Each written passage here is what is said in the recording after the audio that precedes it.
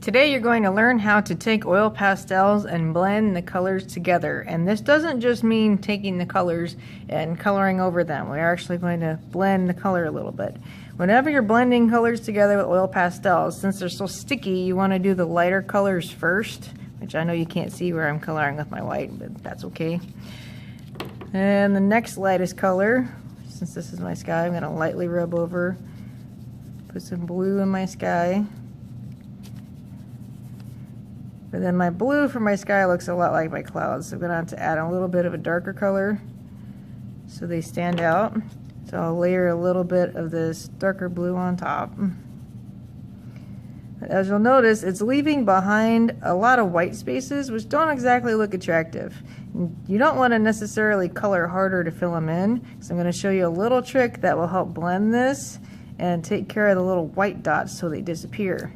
What you want to do is take a little cup, and I have some baby oil in it, just a small amount. You also want to use a Q-tip. Just like we do with the paintbrush, you don't want to take a paintbrush that's dirty and stick it in a different color because it'll mess up your paint and mess up your brush. Same thing with our Q-tip. So if you're working in different color areas, like my green turtle versus my blue sky, I want to use different ends of the Q-tip, or even if you need to, get a second Q-tip, depending on how many colors you have. I'm going to dip the end in the baby oil, and you very gently rub.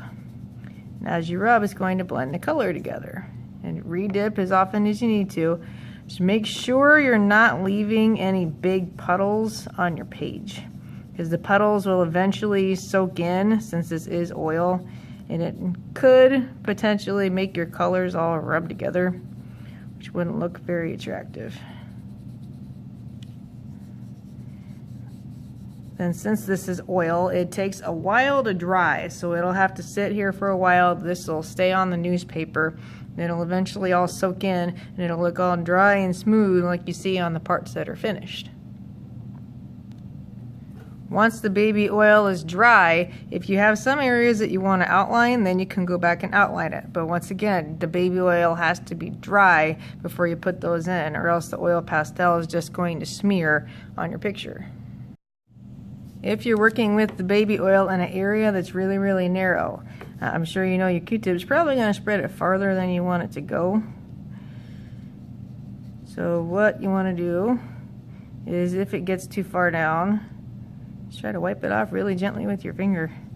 That's why it's good to kind of skip around with the areas you're working on, so you have time to let things dry. And that'll make it easier to wipe off the things that you don't want in your picture.